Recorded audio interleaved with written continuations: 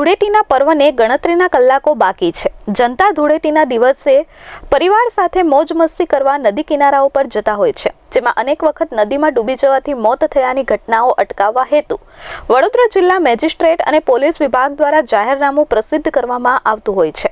હાલ મળતી માહિતી મુજબ જિલ્લા મેજિસ્ટ્રેટ વડોદરા અને પોલીસ અધિક્ષક દ્વારા ડભોઈ તાલુકાના યાત્રાધામ ચાંદોદ અને કરનાળી ખાતે પસાર થતી નર્મદા નદી કિનારે તારીખ 24 અને 25ના રોજ નદીમાં નાહવા પર પ્રતિબંધ લગાવવામાં આવ્યો છે, જેને અનુલક્ષી પોલીસ વિભાગને પણ ચુસ્ત પોલીસ બંદોબસ્ત રાખવા સૂચના અપાઈ છે।